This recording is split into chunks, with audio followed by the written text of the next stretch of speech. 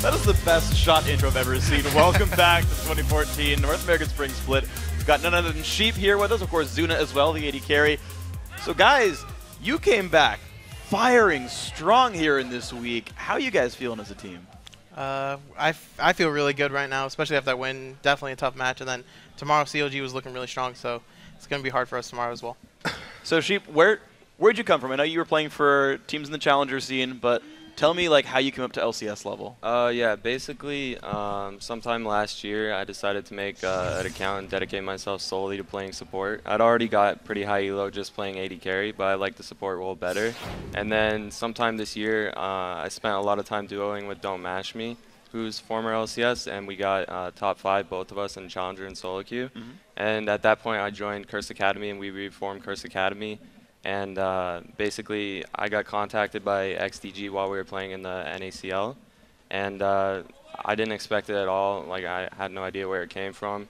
And so they wanted me to come out and play, and I'm from Ontario, so I had to travel, because the flight was booked late, I had to travel about 11 hours, so I'm really jet lagged right now, and I only got here Thursday night, so we had a day of practice, so that's my story, basically. Well, coming into the LCS games, a lot of people were like, oh, you know, this guy's really new. All we really know about him is he likes Thresh a lot. You guys ended up banning out Thresh. Did something change in your pre-LCS planning?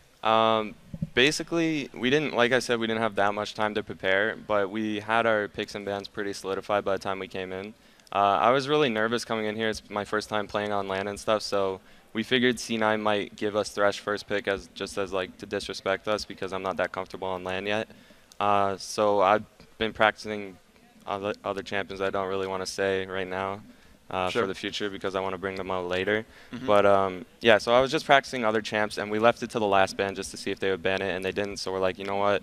Like, that's Lemon's best champ, and like we just might as well ban it because I have other champs I'm willing to play anyway. Cool. So we'll keep your support poppy a secret, guys. We have a replay actually we want to show you of a big Baron. It's not support poppy. It's fine.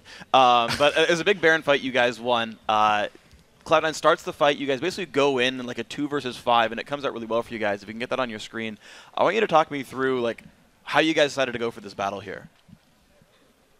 You want to talk? Yeah, sure. Pretty much, we see them doing the Baron, and we're like, okay, the Baron's not that fast, so let's go in and we start fighting. We know that we outscaled him pretty hard, and then Balls went in on me, and I dodged his E, so I'm not slowed at all. And then I started fighting him, and I just started yelling, Balls is low, Balls is low. And then everyone's already really low from the Baron because their team isn't really strong at doing Baron. Lee Sin's the only tank, and he still will take damage from it. And then once he got off, Gragas and LeBlanc took lots of damage from it. Saw you tagged Baron there at the end, too, getting Benny little quick heartbeat right there. He was a little scared for his life. It's messed up. So, Zuna, I know you had been swapped around into the jungle to fix shot calling issues. That because you'd be able to be around the map more, you could shot call for the team. How's shot calling from the AD carry role again? It's not bad. It just comes down to once we all group, that's when I need to make decisions. And then for besides that, I'm focusing mostly just win my lane. Because if I win my lane, it just helps the team a lot. So if someone makes a mistake and I win my lane, we can get to the group stage, and that's all we need to do. And then I'll focus on shot calling then. How hard was it to go to the AD carry laning phase? Because you go from the least intensive last hitting roles, the jungle and the support, to the most intensive last hitting role? It came down to my CSing is not as good as it used to be, so I definitely missed a lot of CS I shouldn't have. I probably missed like 20 CS during the laning phase, which is really bad. But at least in team fights, I wasn't out of position too much, so it just came down to as long as I play smart and make good calls, we'll be fine, and that's what happened. Well, let's pull up another clip here. If we can get this on your screen. This is a mid lane fight here for the inhibitor. We'll walk through this one. It's all you, Sheep.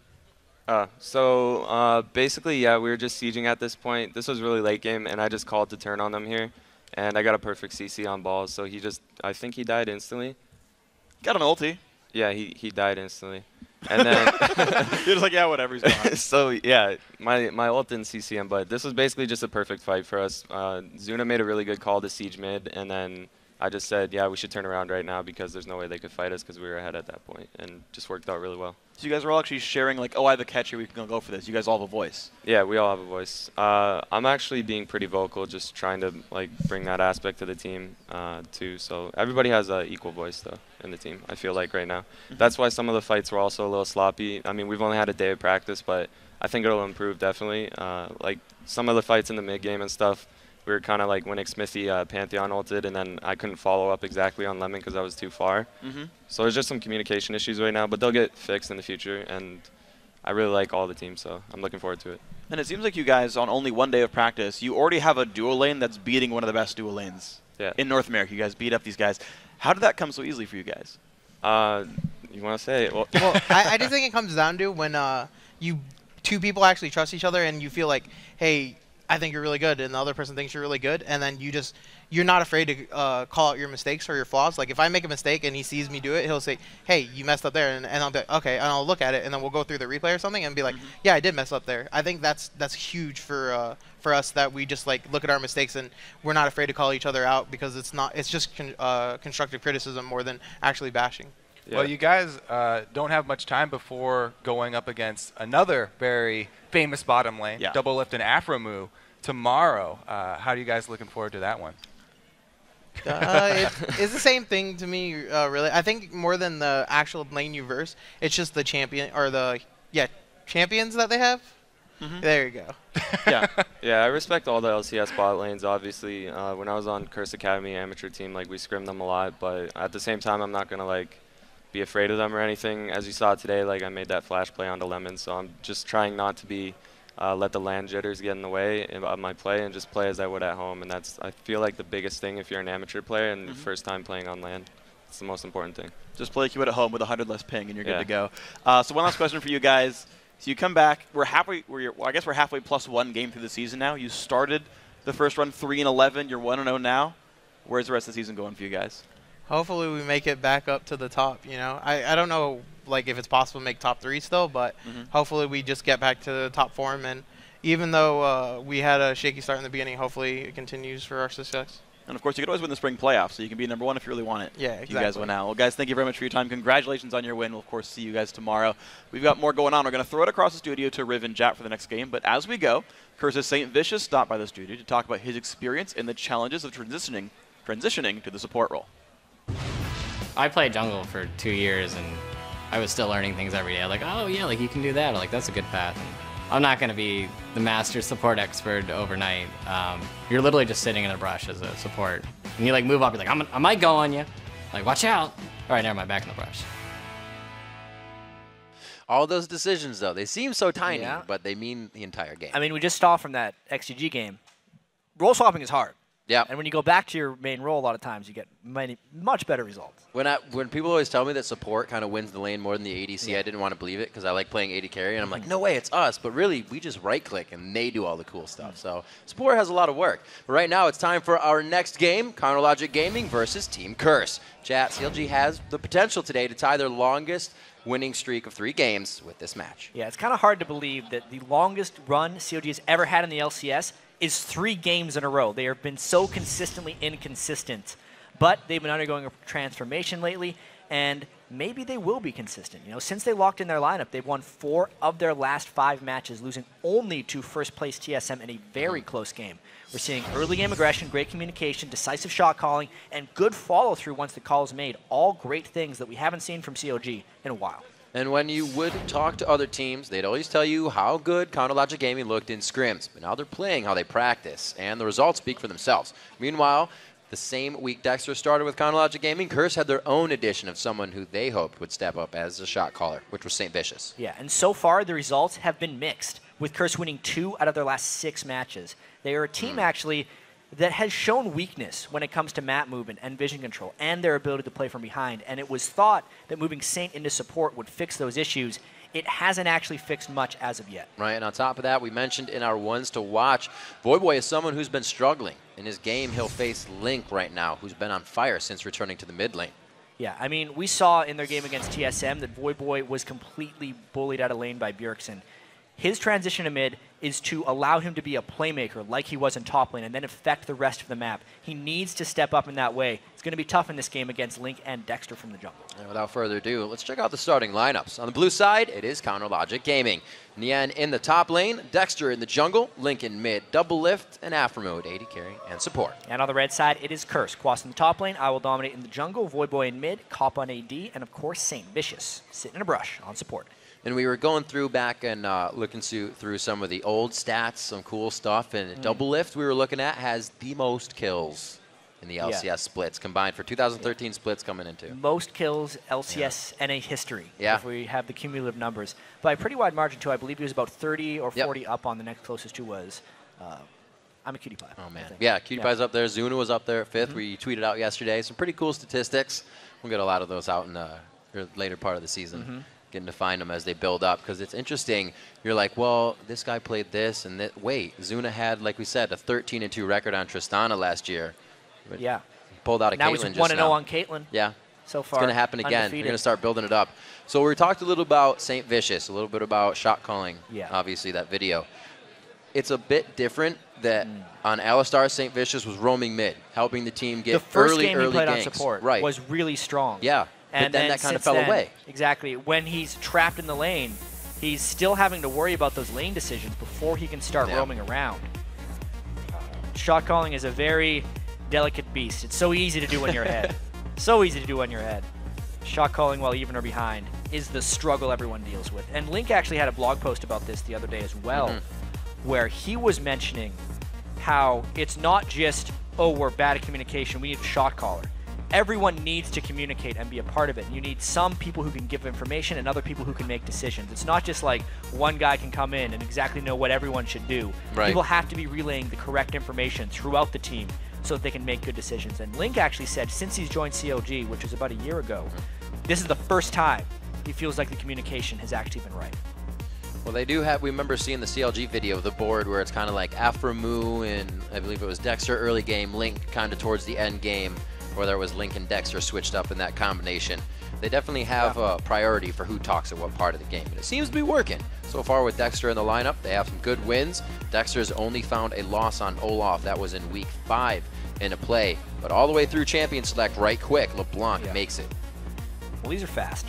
Both sides have done their picks right now. LeBlanc, after we mentioned that she was undefeated, has lost, I believe, 3 games in a row in the LCS, but it has been banned 8 times against CLG because Link got to play it once in week 4 and just absolutely dominated on it. That was not something that any other team wanted to see again. We knew Hotshot was one to be playing it. He was in the mid lane, so a lot of these bans revolve around different people. If you remember, CLG, just like XDG, has been doing a little swapping, but for different reasons. I think it was really critical for Curse to get Vi away from Dexter as well. It's something that Dexter has shown the most comfort on as far as picks go. And I was actually watching solo queue last night, and Dexter was playing a lot of Jungle Eve, something he's been practicing a lot of. Was banned against Xmithy, tremendous amounts of early game potential. Very weird build paths coming in. They hover over, but they don't decide to pick it yet. So we see Dexter picking up the Renekton. The Sivir comes in. We saw that banned out last game. Double Lift has been enjoying that. Played in weeks 4 and 5. He is 2-0. Especially CLG when they can use their communication and then abuse the incredible movement speed that Sivir can grant. Also, as we heard from Double Lift earlier, they don't necessarily respect the bottom end of Curse, so they're willing to pick Sivir blind, even though Cop could pick a potential lane bully. Talking with a lot of AD carry players, that Sivir versus Draven lane is 90-10 in the favor of Draven most of the time. He just beats him up. Caitlyn is in a similar space right there where they just beat Sivir in lane when both are played optimally, but that's what Double Lift and Afro are confident they can do, is just play better. Very interesting that they have the support being left up so long here for CLG. Aframu's like, yeah, we're fine. Thresh is still up. Looks like they got a Leona on their 3rd pick in. We're good to go. We do need that jungler. Looking for what Dexter wants here. This is actually one of the times that Dexter has let his jungler go later as well. Kha'Zix would be a possibility. It depends on the support. They decide to go Thresh, unbelievably, is still on the board. That is almost a no-brainer for Aframu. He's played it 2 times, undefeated on Thresh thus far. And I would expect either that Eve or the Kha'Zix coming out from Dexter, but they're taking their time. Dexter has been having a huge impact on the early game First Bloods, just fight initiations overall. Kha'Zix is one of the champions that will be able to do that for him. He can pretty much 1v1 if he wants to here.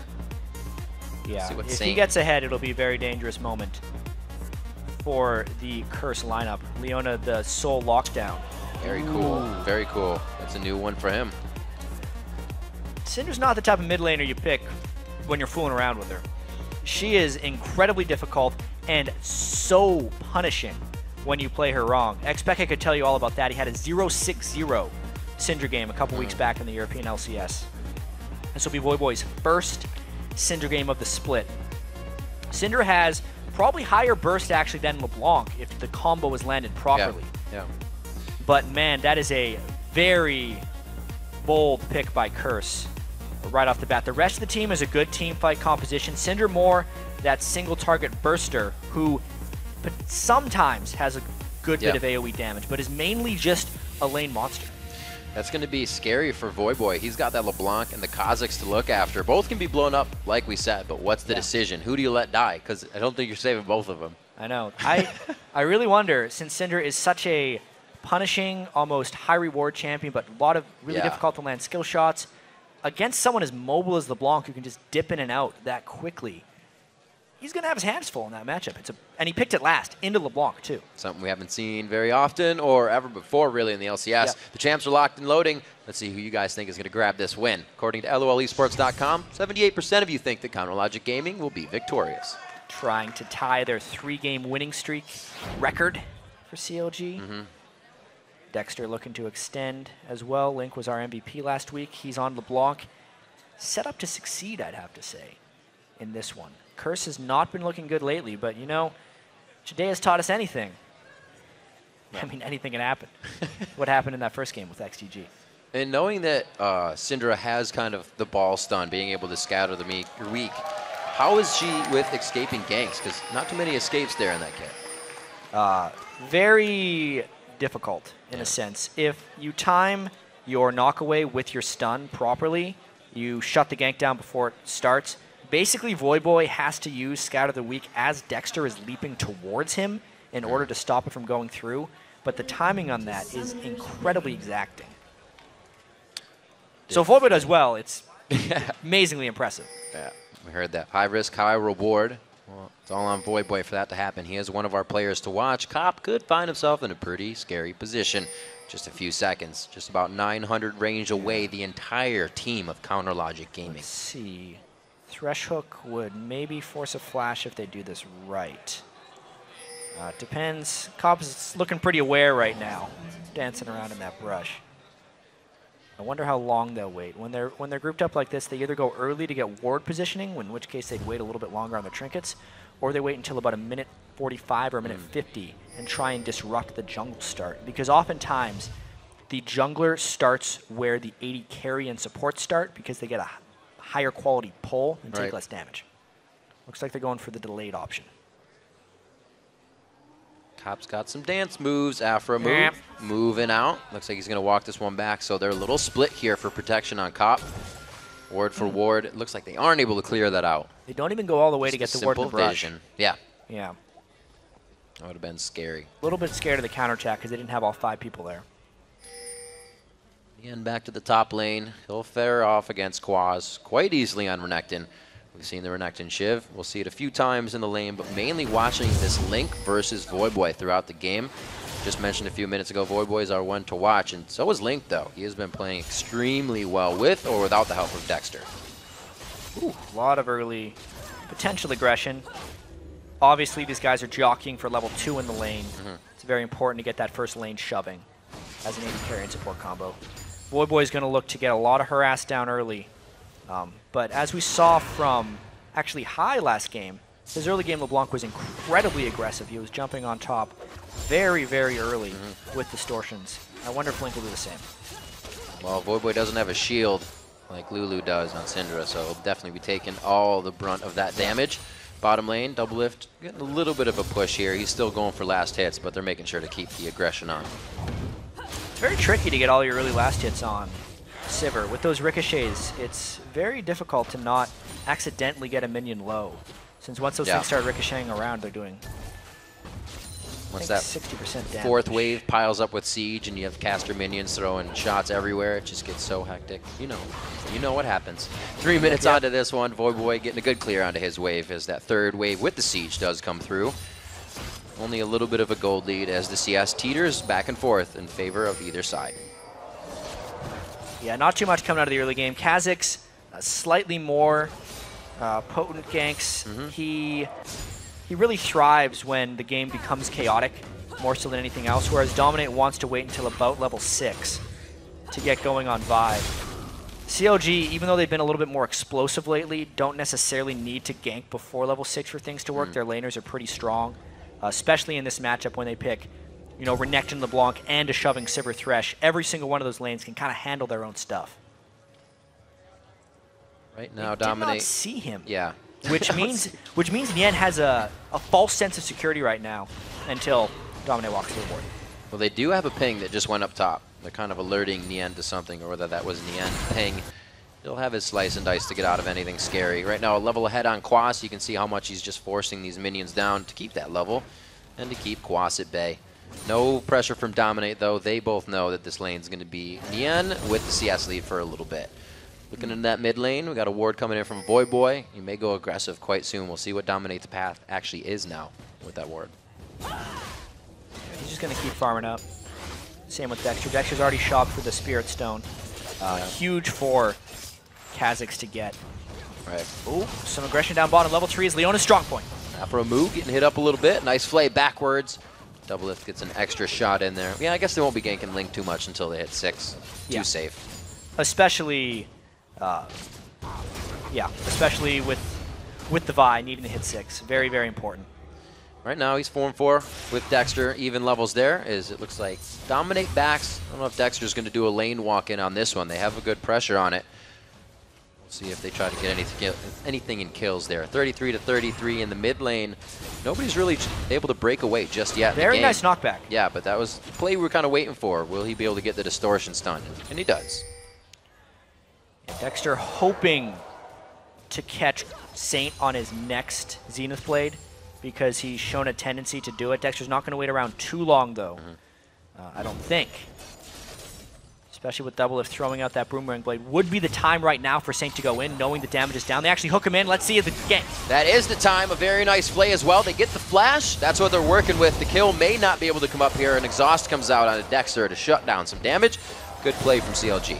Both summoners down for nothing, though, meaning the repaint gank could happen. Link taking a lot of damage from Boy. Link finding in that trade of damage that he's always stunned on the follow-up. So he's got to be careful with what really happens. They're both low in mana, so they're giving each other the last bit of damage they can. It's already been Boy backing, though. He's got 2 rings, so he looks to stay here. It's going to be a back soon for Link. He's yet to do that. Yeah, Boy really wants to hit level 6 before Link goes back. Now that he has a little bit of mana as well, he wants to not let him shop, and they might want to try a tower dive here. They're getting very aggressive. If he lands a stun, it could be right now. Boy took the aggro right off the bat, and it looks like he's going to be in a bad situation. Goes double deep on the turrets. Wow. Link really outplayed Boy there. Boy could not get in range to cast his ultimate. And then I believe by the time he came back, he got silenced. It was just a total outplay by Link right there in the mid lane. Kerr's going really heavy. They have the wards necessary down on that Wraith side to see where Dexter was, but they still chose to go. That was Dominate without 6, getting a little ahead of themselves. Looks to go for his Wraith camp here, but we see Dexter taking advantage of this now. Yes, and they know that Dominate is in the mid lane, so the risk of a counter gank is non-existent. Another level 6, Renekton coming in. Dominate goes on right for the turret damage, and it looks like Quas is going to be able to do a nice Dragon's Descent. Keeps himself alive with the pushback. CLG missed that by a fraction of a second. By the time Dexter came in, Quas was actually level 5 and could not get his Dragon's Descent. When he hits 6, he immediately fills up his Rage Bar. He also gets more armored magic resistance, and he can jump away. If that gank was 5 seconds earlier, it would have been a clean kill for CLG. We'll see if Boy can get what he needs here. A level 6 may be hit by Dominate. He just got his red, but it was actually equaled out by Dexter too. I think Dexter might be backing. We may see Dominate try to get another gank in mid now that they finally have 6, but he heads toward the top side. He's going to do a little janitor duty on the CS. One last thing to point out about that gank in the top lane, though, is because of the depth that Dexter went to in the jungle, he got a very deep pink ward. I really wonder how long that's going to last for I Will Dominate. It'll most likely catch him anytime he goes into his red buff and give CLG a lot of knowledge. You almost never get the opportunity to place a ward that deep, so the enemy team almost never looks for it. Yeah, how often do you walk through that brush? Really long time. Exactly. Not very often. Even when you're trying to get around the map and you're being pushed back, you still don't walk through a lot of the brush in your jungle. 1-0 as CLG's making some moves. They've been able to grab the early advantage in most of their games here. And now they're looking to make it 3 consecutive wins. So far, so good. But there's a lot to be done. Yeah. They are playing in control right now. Not trying to force anything before the moment is right. You know, Dexter just hitting level 6. He evolved his Q, so he's actually not looking for really aggressive ganks. He's looking for more damage, maybe some dragon control, actually. There was a interesting CLG game the last time he played Kha'Zix, where he rushed his Spirit of the Other Lizard, and once Kha'Zix does that, he has pretty much the best dragon soloing in the game. He gets so much health and mana back every time he uses his evolved Q on the dragon that he can solo it for no cost quite quickly. And he actually jumped into the back of the dragon pit all alone and got collapsed on by 3 people and killed. But that's kind of the game plan COG is going to go with again. They're going to continue the control. They're going to hope to get maybe some dragoning with Dexter, maybe after this bottom lane gank, if Saint and Cop get too aggressive. Dexter waiting in the wing. They can push in on the siege wave, but I don't think Curse is going to use that for aggression. They're going to get some vision onto Dragon. They know what time it is. It's time to take a little bit more control of the game, and that is going to be the help of a pink ward here. Dominate on the top side to get another deep ward. This could be fought, though. Yeah, untimely roam by CLG. There is 2 people in the top lane. They should just give this away. If they try and contest too hard, they could get caught by Saint Vicious. Minion wave crashing into the turret, but it's nothing that they care about right now. Voyboy is happy to see all of this happen and see Link be forced around the map now. Can't get a kill in the top lane. They're doing very good for themselves. Yeah, you can see Nien has a pretty large CS advantage onto Quas, 86 to 56, and the turret's going to be going down momentarily. That's the Dragon 4 turret trade by CLG. Not too bad. He's trying to let as many minions die as possible while staying in range for the turret gold. So he gets the local gold that the turret gives off as well, 250 when you combine it all together. Good move. He also went for a Brutalizer, which is more dueling potential but less lane shove. And I believe Nien is going to want to fight in the next dragon fight, but continue to bully Quas and keep him down. Survival of the fittest here in this top lane. It looks like Nien's doing the best so far. Level 8, like you said, Quas is going to start getting those levels under him, and he'll scale a little bit better. Hopefully, for Nien's case, he doesn't turn into a big meat shield. The team is going to need him. It'd be actually good for a meat shield, because you have the Kha'Zix and the Blanc, so it doesn't matter if he falls off too hard. I need that meat shield. He's getting a little deep, though. Let's see if I can turn something here. Brutalizer, not tank stats. Dominus is on. I don't know if they really want to follow this one. They don't have a turret to run back to, and they don't have vision on Link. Nien's pretty strong right now. He's going to heal up to full with that empowered Q as well. Quick call to Meek. Just get all his health back. Link back to the mid lane. 107 to 81. LeBlanc really the roamer, but we've also seen players having great CS on her lately with the distortion changes. You're able to get a good wave clear and keep up in CS. So good job by Voyboy keeping that in his favor as the turret goes down in the bottom lane for Counter Logic Gaming. That'll be the second one of the game. Starting to get some map control. Now the ultimate is down on Nien. Boom! Right over the wall. Going he over waits the pit. to keep vision. Very nice job. Nien's going to get a nice flash out, though. Yeah, sliced and then flashed. So good move by Nien, making that escape. A lot of resources burned by I Will Dominate there. That's where he decides to spend his first gank. Oftentimes, it's a very high percentage kill if you're going to use your Vi ultimate. I actually think it's quite unfortunate for them that they had to use that on the top lane just to stop lane pressure. It means that CLG will continue to have control here. They did get a flash out in the end, but Dominus is coming back up, so he can still play a little careless, being able to get out of this situation. You can see Quas doing what he can to pressure the top lane. You know, a lot was expected from Quas coming into the season. He has shown he's had his off game, so it's kind of just come about that he's one we still need to watch. Quas has had an incredibly interesting season. Yeah.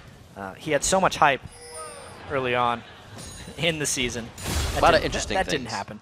A lot of hype early on in the season about his unconventional champion pool and how he was going to be this amazing new player in the top lane. But every time he defaults back to the champions that everyone else plays, he's average on most of them. It's when he plays the Gragas and the Jax that he has seen, and even Karthus, he's shown moderates or good amounts of success. But as far as playing the straight-up champions, he has yet to really impress. Yeah.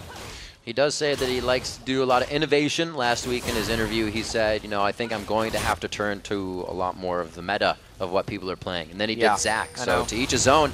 Got a pretty good game on it. It's sad every time players say that because I really do feel like a lot of the big successes come from challenging things. Yeah. Like, obviously everyone says, oh, just play the OPs, play what everyone else does. But the people who started those things are often the ones who are the best at it. Faker was one of the first people to do mid lane Riven, and he started dominating on things like that.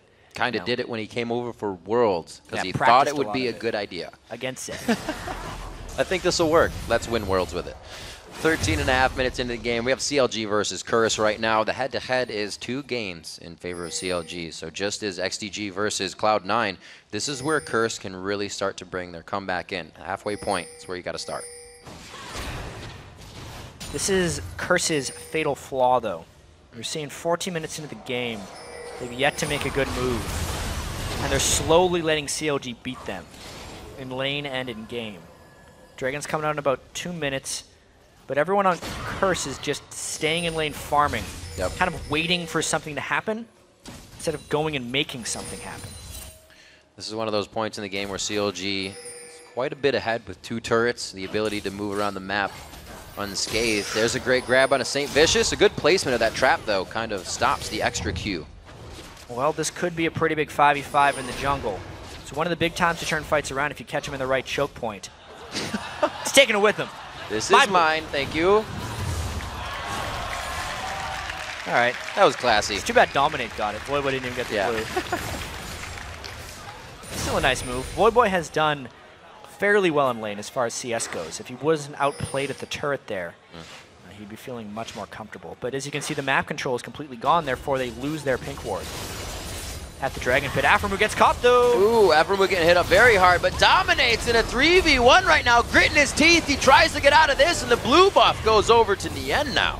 Yeah, that was Dominate not knowing where his team was. His AD carry and top laner had split back into their lanes to try and get some map pressure back before the Dragon, but Dominate thought he'd found himself a fight. Yeah, they called in the assault and battery real quick. The rest of the cavalry of CLG was able to defend, and we see it was not actually a Deathfire Grasp coming out of Link. He is respecting the damage Voyboy is going to be bringing out, and he goes for the Chalice. He needs to. Yeah. Because Syndra has almost higher single target damage than any other mid laner. When he gets that ultimate out with 5 or 6 orbs, packs a wallop. See who he puts that on. We were kind of considering that earlier. Does he go for Dexter with that, or does he go for Link? Dexter's really going to be the first one trying to initiate.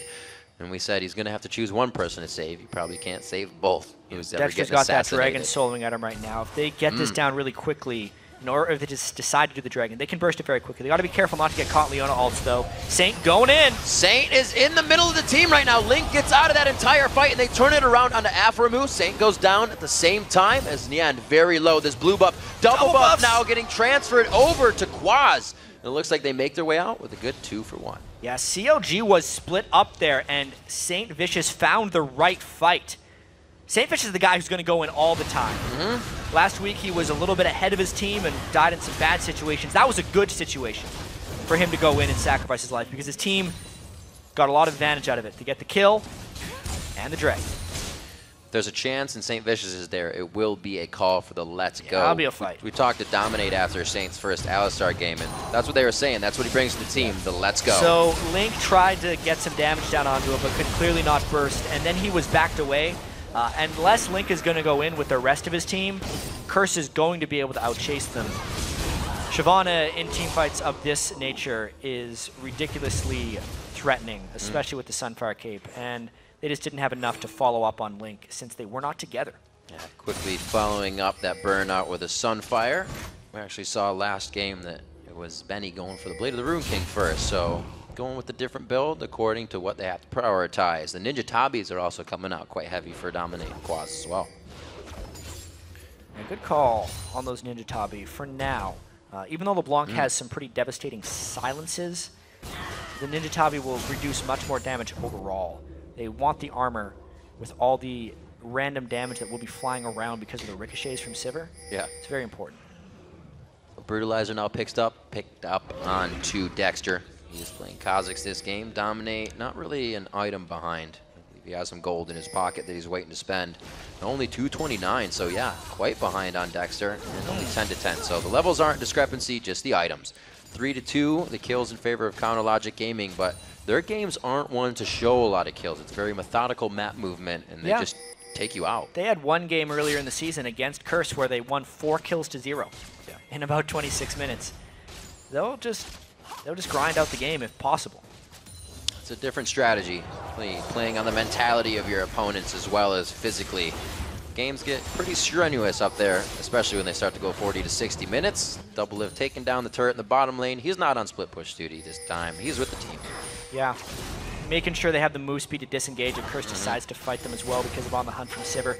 This is really good from CLG so far. 4 turrets to 0 is something Curse has to fight back on. And it's very tough to find the proper initiations against Sivir. CLG is playing a very tactical game right now.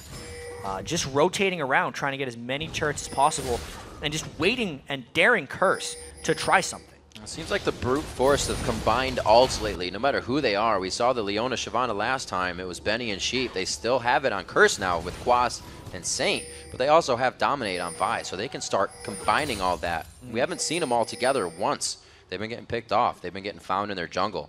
Because now they're split pushing, they're spread thin, and this is a perfect chance for a pick team to get one of you. Yeah, but they're just pushed back, you know? Yeah. At this point. Curse trying to not give opportunity to get picked off, but in doing so, they're just giving CLG a lot of opportunity to win the game. Right. Turrets and farm are accumulating in CLG's favor, and I believe they're fine with this. They got the wards. Look at that. They can take the white. They can refresh the blue buff. Yeah. They got pink wards. Look at that. 2 pink wards just right next to each other. They know they're going to be holding that ground, so the money's going to be worth it. Return on investment will come quickly from that. 20 minutes into the game, they're now at a 3K gold lead, and that's only going to get bigger unless Curse starts to fight back. CLG's sitting on a lot of gold now as well. Because they've been pushed up for so long, they do not want to relinquish their map pressure because it gives Curse time to get more wards up. You can see, knowing that Link kind of just went back to base, there's a lot of wards now on the red side of Curse's jungle. They're trying to get it back. As soon as CLG shops with their bottom lane, Curse should theoretically get some vision control back in their blue jungle as well. And they need to be able to have vision control in that area for when the next dragon comes up. Yep. We actually saw Curse can win those dragon fights if they get a proper 5v5 engagement with St. Vicious. But because of all the general map pressure that CLG's been putting on, pushing the top lane, pushing the bottom lane, yep, Curse is never able to group up. When the dragon happens is their best chance of that happening again, and Curse needs to have wards in that area when that happens. It almost turns into what we saw Curse saying the last time they had a situation like this. Can we move to this? No, we can't. All right, we'll wait for the next thing. And piles on itself too much. The shot callers become quiet, and that becomes deadly in itself when there's no communication. Trying to push the mid lane, there's just too much wave clear as well. Counter Logic has that in their pocket too. Pushing against Sivir is real tough. You actually see Doublelift opted for a Phantom Dancer instead of a Static Shiv. Oftentimes we'll see the Static Shiv on Sivir for even faster wave clear. That's just asking for trouble. You don't need it. He clears super easily with his W and Q. I like the build coming in from Voidboy. He says, you build the Chalice? All right, I'll build the Deathfire Grasp. He knows that he can get that on-point damage by just clicking Link. Link has to work for it and get himself into the fight. We'll see if that pays off for Voidboy or hurts Voidboy as we get to the game. Blue buff for Link. He'll be all right. He can Distortion and Houdini out and into fights if he needs to. Curse is now staying his pack. They do not want to spread out. I like how Caitlyn's just always ult LeBlanc. It's like their only way of fighting back because LeBlanc's just trying to kill AD carries all day. Is when they're 2,000 units away, they're just going to get some damage down. It's actually pretty important too, because if Link is down a little bit, it makes him much more hesitant to fly in on LeBlanc and try and assassinate someone. Luckily, he has that crystalline flask from the start of the game, and he's just eating those charges, healing up from the ace in the hole. Coming out, Link trying to play a little Fog of War game, but nobody bites. There's too much ward, too much vision, I should say, for both teams coming on both sides. Level 12 is what we're looking at to be the average around here. Nien actually hit 13 first, so they're not really going to be able to use this fight. The turret going down in the mid lane here for Curse. Doublelift getting pretty close. It looks like they're going to get it. Dexter was off pressuring. That's not the person they want in the side lane. He doesn't shove lanes very quickly, especially that the dragon is up and Dexter's mana is down. This is a bad timing by CLG. Very unlike their controlled game they played thus far. They're scattered once again for the dragon fight. This could be a power play for Curse if CLG plays this wrong. St. Fish is going to be the one to go in. They do have Dragon's Descent there. Nien throws himself into the fight. They try to get the hits on. Salt and Battery going to the backside, and it's going to be Link versus Dominate, and he gets obliterated. There's the last hit for the second kill coming in. The first one actually onto Dexter. Double it very low, gets the Thresh Express out of the fight, the boomerang. Just a sliver of health, the double kill for Link. There's the passive and the clone. He may be able to come back into the fight. He was wearing a blue, may have worn off by now, but it looks like Curse doesn't want any more either. Wow, what a close fight there. The fight was split off in two directions. It was a balance between getting trapped and exploding on someone else. Dexter actually gets peeled off when he tries to go in. Voyboy lands that combo on him, and that's the Cinder DFG damage. Deletes him off the map. Then he tries to go back to the rest of the fight, in which Curse actually gets trapped because Link is now the one who is an assassin on one side, whereas CLG was getting wrecked. But because Quas and Saint were trapped, they ended up getting double killed by Link, and it was just an incredibly close fight. And after that dance, it looks like Curse takes the floor once again, or CLG rather, and they're going to be able to pick up Dragon. Good gold in their pocket now, 37,000 to 33.4. Top looks to stay out, grab a few more CS. He's not doing too bad, 215 at 0-0 and 4, but he's going against 247 at 0-0 and 4 double. Yeah, I actually think CLG was very lucky to get out of that situation without giving up the Dragon. Dexter did not contribute to that fight, outside of burning Voyboy spells. Like that's all he did. And tactically, Operation Meat Shield. I think it's the jungler's responsibility ultimately to have health and mana to contribute in the Dragon fight. It just didn't happen there. So the rest of CLG played that very well, specifically Link, to keep the edges of the fight proper and control the Dragon ultimately for CLG. Dexter has been having a pretty good time on Chronologic Gaming ever since he locked in his position in the roster. We saw them coming in. They were not able to scrim with him too much before he got out of Europe and over here to America. So with what he's been doing, right now 1-1 and 2. He was full kill participation, but everybody's been getting a little crazy. But he's really been a factor in these games, whether he has high deaths or not. He's the one making big calls for Chronologic Gaming lately. He's the decisive one, as Link would call it. Outgoing and decisive are the two attributes he wants for a shot caller on the team, and that's what Dexter brings for them. Still trying to invade these blue buffs, though. Abort. Yeah, abort. Wait a minute, one shot! No. Ooh, little late on the distort. That's all right. Again, though, Voyboy is denied the blue buff. That's actually pretty key for Syndra because Voyboy, in order to maximize his damage potential on Syndra, wants to continually have as many orbs on the ground as possible.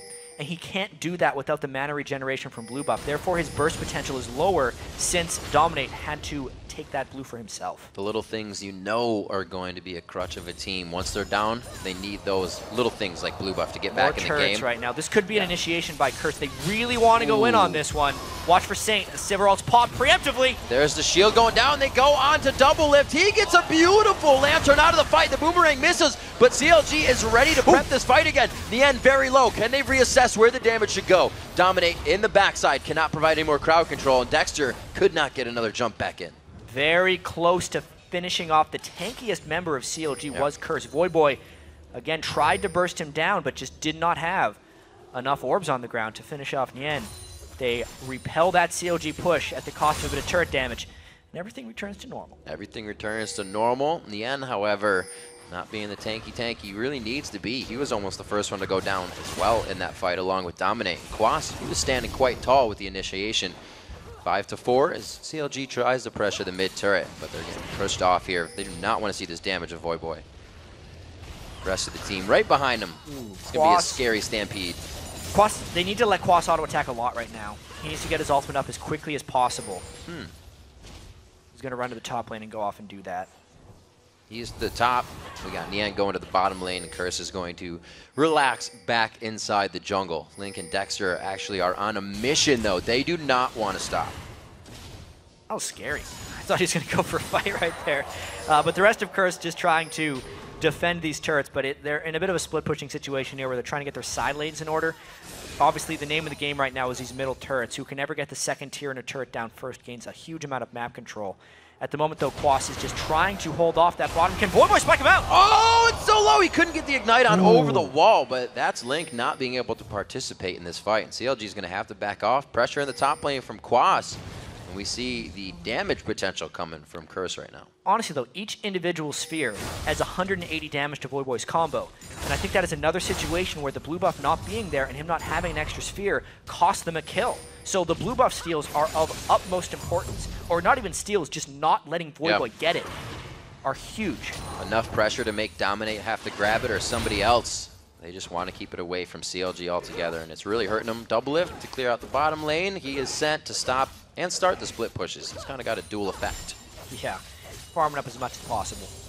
He really wants that last Whisper, and he's got the gold for it right now. Needs that to get through the Shyvana Vi. Very, very potent dive buddy combos. There's almost 3 people with heavy armor that are going to be coming in. Leona, when you consider her with her shield on. Dominate and Quas. Getting that last Whisper is so important for Double Lift. He is one of the hardest AD carries to dive if you don't kill him immediately, because his Ricochet is going to be hitting all 3 of them at once and can obliterate tank lines. Well, like you said, went back and picked up the last Whisper, a CS away from 300 and the highest in the game here as we reach 29 minutes in. Not too many kills for Double Lift, though. They're all really on Link in the mid lane. Somebody that, you know, did well in the jungle and still doing well in the mid lane. Just goes to show the mechanics and how well-rounded Link is as a player. Link did pretty well in the jungle. Yeah. The team was treading water, I think, with him there. That's true. But with him in the mid lane and Dexter in the jungle, they are really showing their true potential, as CLG fans would like to say it. That play and how they finally practice. Always saying they get wins versus top teams, giving TSM a hard time.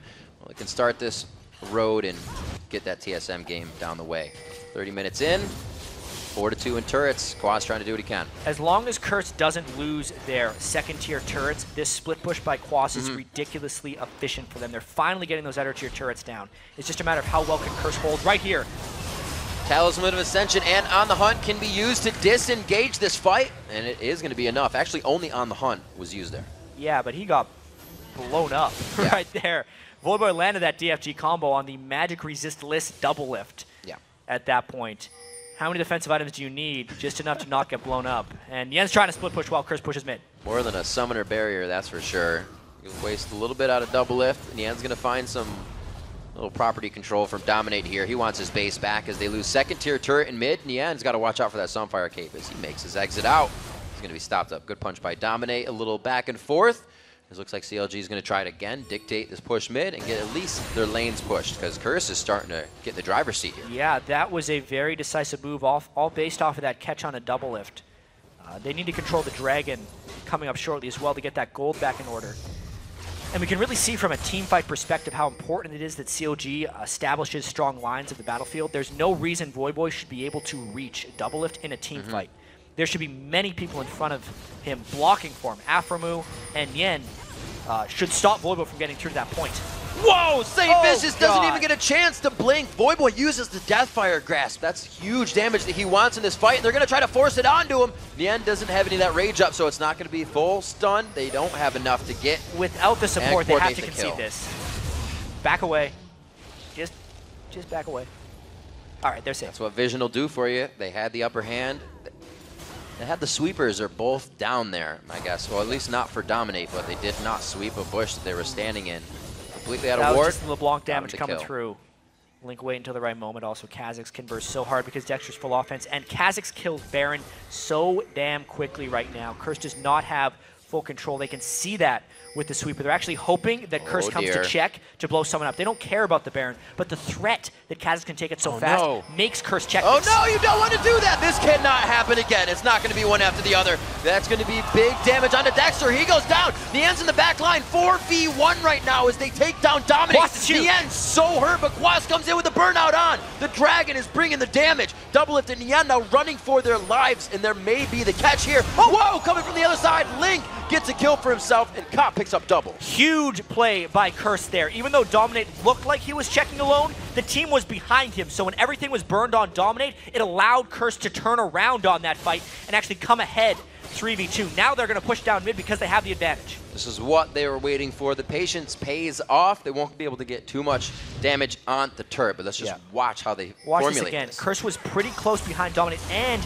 he gets an ultimate off. This is incredibly key that he locked down Dexter before he could jump back out, so they stopped the reset potential. And at that point, Quas played frontline. It did not let anyone catch Voyboy and Cop, the Curse carries, and they wrecked from the back line. Obviously, on the side there, Link still made a pretty big play, but he could not outpace Cop. You could see Cop positioned himself very well there. Since he knew Voyboy was dead, instead of peeling back for the Blanc, he positioned himself right in the middle of the two distortions, so whether Link went in or out, he was still dead to Kate. 8-8. Looks like we've evened up the kill score, and Curse gets themselves closer to evening up the turrets as well. They're still down about 4,000 gold exactly right now, and they can now be making moves. And Infinity Edge is very close for Cop. Cop's going to be playing very strong at 292 CS, 2-0-5. He's not 341, but he is picking up kills necessary, and he's only 1 kill participation off all 8 of the game. Yeah, another very good game we have developing here. Great way to start Week 7 in North American LCS. Big streaks coming from CLG, and they realize this is the moment they have to start coming back in the game. 2 Elixirs of Fortitude picked up by Dexter and Yen. Temporary power increases. They need to be able to repel this push. Expect CLG to try and force something, knowing that Yen has actually just consumed his Elixir. They got to go in soon. Yeah. They have the tools of engagement, the tools to disengage, Talisman of Ascension, Kale's Crucible, double lifts on the hunt. So many extra things they have up their sleeve. But Curse is not giving them any of these opportunities, and they're trying to gain back the map before they gain back too much more. Yeah. So much hinges on Sankfish's initiation. He's actually not that tanky of a Leona. Yep. Right now, just the Ruby Sightstone and Ninja Tabi as his tank items. That's the way you block. Ace in the hole, Link still full health. Really, it is so critical which person Voyboy uses his ultimate on. He's been able to get it off on some pretty good targets in the last few fights. Double Lift very much so has to keep himself safe here. No defensive items on Sivir, but so much damage. Both teams on the edge of their seat right now, along with their fans. This could really mean an inhibitor turret if they can get that far into the base. There isn't too good of a push here on minions for Curse, so the fight may just mean Baron, or may mean Baron for CLG. A lot of things can happen, and it's only getting more intense. 35 minutes in, it's 3 completed items for the AD carries now on Cop, the Bloodthirster. Static Shiv, still seeing that come out. A lot of AD carries have actually switched over to the Phantom Dancer. Double Lift is sitting on 2,500 gold as well. He's going for that Infinity Edge. When he gets that, he will leapfrog Cop in damage. Very, very important moments coming in. 35 minutes into the game. Obviously, death time is growing longer and longer. We've got a couple assassin mid laners, one much more mobile than the other.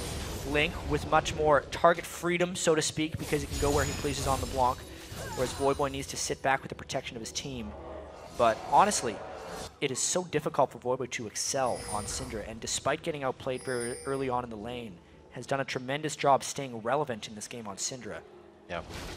Despite being down nearly 100 CS in that top lane, Quas has been an impactful player in team fights on Shyvana. Nien needs to be as tanky as possible, since he is the only true frontline on his team, knowing Dexter is full damage. A lot of very key things going on in this game. Curse lost a lot of towers early, but they really came back pretty strong on the turret control.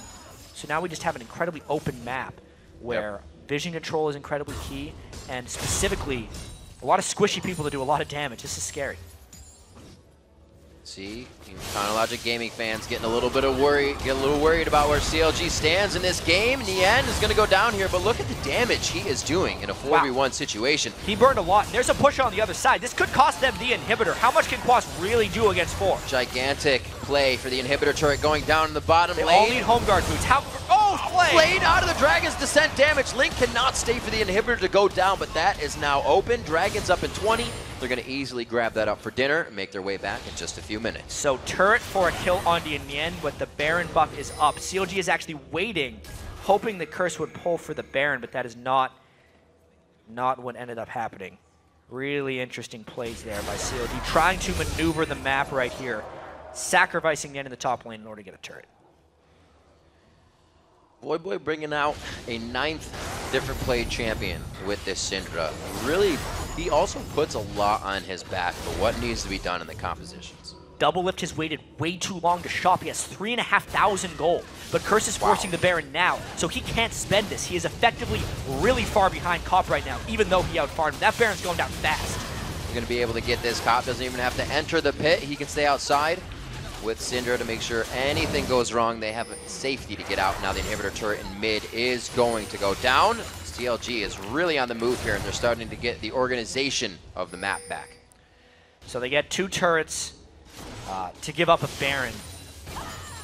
Not necessarily the best moves there by CLG. The farming is just going to continue on both sides. And of course, Double finishes that into the edge, and he's still got 1,500 left after that. So much gold he was able to spend right there. Banshee's Veil, incredibly important. Starts it off with the Spectre's Cowl to maybe if he gets caught out by Syndra once again. It also protects him from the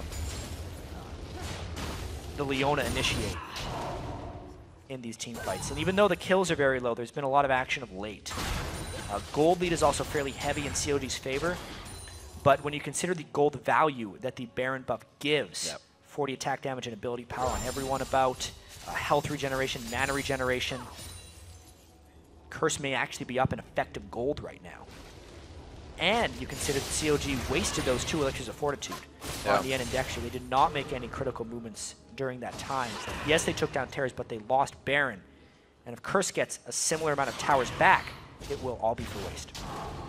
We talk a little bit about low kills. So we talk about teams being so good at disengaging now. Curse has actually been able to avoid fights. Oh, St. Vicious. His warding has gotten some deadly dangerous kills for his team. He's got to be very careful. They don't choose to go on it. So CLG's waiting patiently for Curse here to make a mistake. You can notice the burst and how CLG is positioning. 2 assassins off in a side rush. Saint is low, but they do not want to initiate on a Baron up team at the moment. Well, Curse doesn't look like they want to initiate too much in mid lane either. This could be CLG. No, it does not look like they will start to pursue outside the base. They don't know what the vision of Curse is just yet, so they stay safe. Yeah, Voyboy is also kind of in desperate need, I think, of a death cap. Now that people are getting a lot of magic resistance. But he's pretty far away from it. He needs a couple thousand more gold. And a lot of the farm is going out on a cop. Because 80 carry prowess is what's going to take down Renekton more so than a Syndra. Syndra really struggles against incredibly strong tanks. That's the point that Nien's getting to right now with 350 CS. Quaz doing what he can here, getting the split push going off the ball, if you will. It looks like as they are 7,000 gold behind, they still, as we said, have that Baron buff stat gold to work with. Pushing the bottom lane, they start to pick up all that turret gold that's been sitting on the map. Making some moves now. Curse may be able to get a few more items that they need to close out this game. CLG wants the same thing, though. These teams are hungry. Curse is being very careful not to get caught in rotations around the map right now. The expected play was for Curse to go up and take the other outer turret. That's why they looped back, hoping to catch CLG defending, but they're just going to try and siege down maybe this inhibitor turret, thinking they can get the other turret later. If they get a catch with the Voyboy Scatter the Weak into a stun, they might decide to go, but it'll be very, very risky, especially when Saint takes damage like that. Good shield by Double Lift. They have to go back. That damage saved off. They start putting down the traps, so Cop can stop some of the initiation for his team. Such a stalemate, waiting for wave on wave to come. The first mistake to happen, somebody to make that move. Don't even see that Link or Dexter are trying to put themselves in the spot to get that fight right now. They know they just need to stave off the aggression, wait for Curse to back off. Just an incredibly tense game, I'd have to say. Knowing that at any moment, if you check the wrong spot and don't have a ward, the game could be over. The map's quite dark. Yeah. Link could completely blow someone up. Double Lift is at max damage items. Cop is at max damage items. They're both working on those Banshee fills. Double Lift has been completed. Quas has also went full tank Shyvana instead of Blade of the Ruin King Shyvana. I think that's the right choice in this situation. It's going to be tough to kill. Maybe a focus more or so of Link and Dexter when they get the chance. Not the beginning of the fight. I'm sure Quas will put him in that spot to force that focus. But for now, it's Double Lift trying to keep himself alive. He's got good peel from Aphromoo so far. We know one of the Rush Hour being one of the top compositions for bottom lane and trying to carry it through on this game. Double Lift at 439. That means this game is going quite long, and Curse has been surprisingly making a nice comeback here.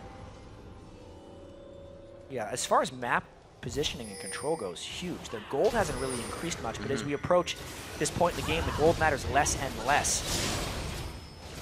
Powering down that turret, they knew they'd be able to go back for it later, even though their Baron buff is down. The turret's basically equalized now, aside from that exposed inhibitor on the bottom side for Curse. CLG just has been losing control. Yeah, steadily. Yeah, they had so many turrets early, and Curse is now coming back. It's almost the opposite of the last CLG Curse game.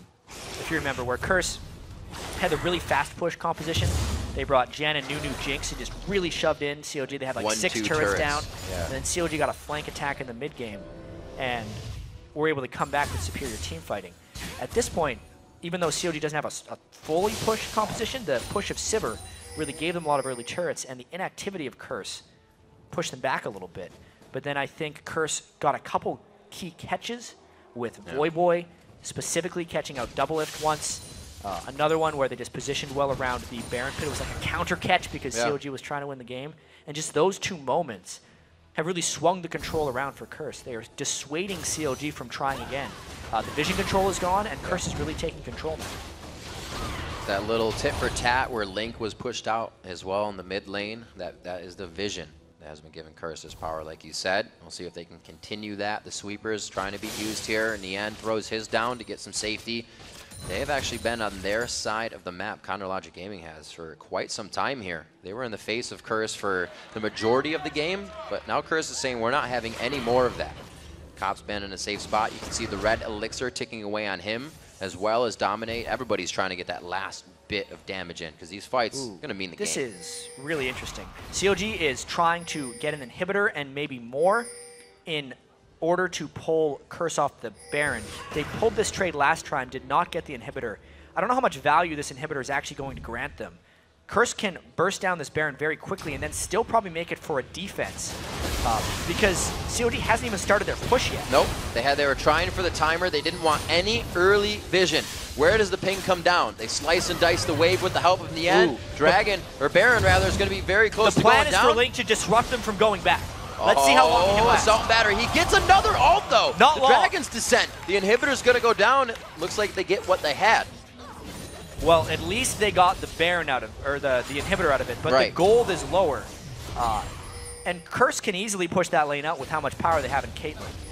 Interesting call by CLG. I can't necessarily say I agree. Baron with Curse, depending on what they did with the last one, is slowly bringing them back in this game. And unless Link could disrupt longer and CLG could make a push to nearly end the game, but he died far too quickly. See what CLG unless can they do. make the return attack. They do not want to opt into a base race, but I think they could. They're closer, and they already have the down inhibitor. Are they going to go? They got to make up their mind. Nian's itching. Nobody's in the base right now. They're going to have full turrets. They're going to go for the race. No, we have Cop going back on Caitlyn. Everybody's going to start going back now. Here we go. CLG has no minions, so this is going to be very back and forth, or it might just be very back to start off. Well, not everyone on Curse has responded. This could still happen if they turn. It's a base standoff right now. The base stalemate indeed happens. It's a turret taken down for the inhibitor, so they almost equal out the effect, but they don't take down the inhibitor after the turret, so they're still open on that bottom side of the map for Curse. A little bit of an advantage, but good play there. I feel like CLG is outsmarting themselves right now. They're trying to be cute with their plays, when I think with the Sivir, they could have had a superior team fights about 25 minutes ago. But because they've tried so many cute plays, oh, let's trick them, let's backdoor their nexus, let's hide in that brush in the bottom lane, it's costing them a lot of resources. And the gold continues to grow back for Curse. Curse continues to come back in the game. And they continue to get objectives back. Sure, the inhibitor's down, but the lane is never going to push for them because they are not strong enough to team fight them head on. And Curse is slowly clawing back in this game. 4 out of 6 dragons for CLG, with none of the Barons being in their favor just yet, but doing what they can to stop those Barons. It hasn't been too much. As Curse pulls back, they're only 4,000 gold behind, and we see the Scrying Orb coming out. Double. Interesting. They've lost vision control, so they went with 2 Scrying Orbs. I think this is the ultimate evolution of trinkets, by the way. Everyone starts with the warding trinkets. Mid-game, they go for the sweepers. Really late game, they got to go for the Scrying Orbs because it is so much more important to not get caught warding, and the increased range of the Scrying Orbs can give them vision when they need it most. With double Scrying Orbs, with the range they have at this point in the game, as an example, 3,000 units away. When you upgrade it, which Dexter has done, he has the Farsight Orb, 3,000 range means you will never get caught out with a ward control check at Baron. If you really need to see Baron, you can just throw down the Scrying Orb and see exactly where it's going. Looks like they take... Kobe would be pleased. Go for the safe route for now. They're going to head back. Nothing really to take. The map is objective free at this point. Gonna go ahead and get some buffs cleared up. This was actually there before. The Cop only laid down a trap. Maybe they were trying to kind of bait out an attack on the red buff and go back onto CLG. Nobody bites that bait though. 10-8 at 42 minutes in. Both teams are saying, let's get everything we can in the jungle. And I don't know why, because it's not going to do them much right now. But at least they're getting the camps. They're just trying to reach their full item builds Yep. right now. Dominate, actually using those slots for extra wards.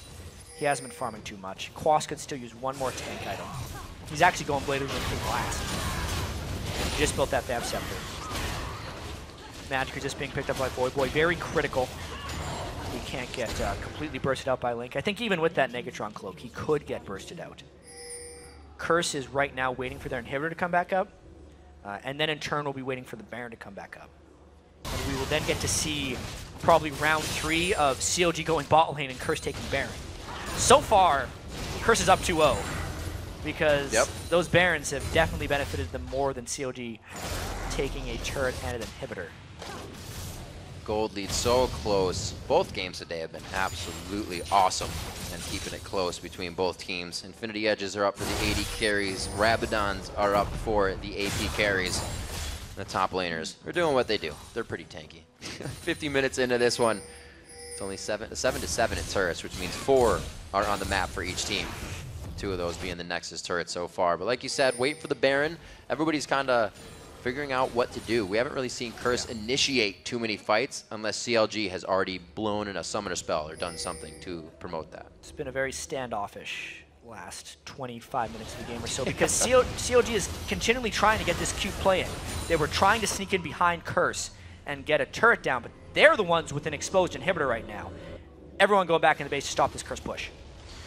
Inhibitor is in the bottom lane. It has spawn on Curse's side, but it looks like CLG is about to lose theirs. The Baron is up in a minute and 30, and right now with the amount of timers, that would be close. They're trying to pop Banshee's Veil, so Link can go in. Well, that's going to be a distortion, and Voyboy goes down instantly. Everything that Link had went onto him. Dominate is going to go down in this fight. CLG's in their base, but they're going to have a long time to run coast to coast after this demolish. It's going to be Cop going down as well. 1, 2, 3, 4, and almost a 5th as Quas is just too tanky, but out of the fight. After that much waiting, the fact that Link could just win it for his team. They don't care about Quas.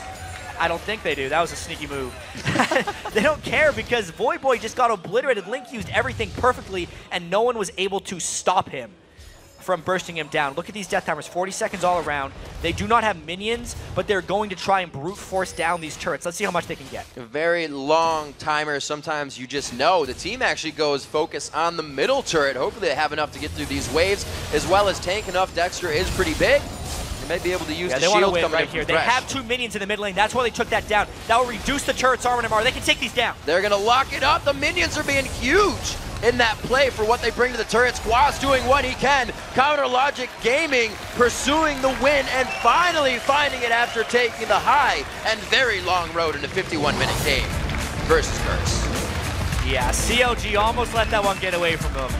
But Link came through in the end. Our week 6 MVP, maybe week 5 MVP. MVP of that game for sure. Because he just wrecked Voyboy single-handedly. He went in pretty much 1v5 and won them the game. Kind of comes down to that point in time when you consider what's going to happen from an initiation. How's it going to work? And it's going to happen by somebody throwing themselves completely into the fight. Yeah. Nobody knew the result of that one. We didn't even know that Voyboy went down. Link had it in his mind. That must have been the communication that we have to wait until Voyboy steps out of line. They got the home guard boots down. You could see Curse was worrying about the inhibitor a little too much after that crazy 51-minute game. I think so much waiting. Voyboy got a little bit lazy, and Link just took him down. It's hard to kind of get a mistake from a team again and again, right? Curse goes for the Baron, CLG is going to take the bottom. CLG kind of adjusts and figures out what's going to happen the next time they do that. Curse didn't adapt as much, and CLG kept getting the steps back up in the advantage. Yeah, we're going to have to see that clip again in the after the game interview. Yeah. I'm sure we're going to go through it because there was just an instantaneous destruction of Curse's game plan. It was all about, hey, keep Voyboy protected, put a front line You know, guard him. Have I will dominate alt people when they come through. Stop Link from doing that to us. Nope. Link did it to them. And that was the 2-0, right? Curse Yeah. could have made that the 2-1, and then they could have evened it up in their 4th and final game when they face off, because each team plays each other 4 times. Yeah. But unfortunately, that's now 3 in favor of Counter Logic Gaming. Not unfortunate for Counter Logic. And sure 3 in the row on the season. If they win tomorrow, it will be the longest LCS winning streak of CLG history at 4 games. 4 games indeed. Don't forget to share your favorite moments from our games today. Send them to @LOLesports.com and use the hashtag LCSBigPlays. We've got a 210-second broadcaster cooldown, but when we come back, we'll chat with CLG's Link and Dexter. Then Reginald will face his first test when Dignitas challenges TSM in our next match. Don't go anywhere.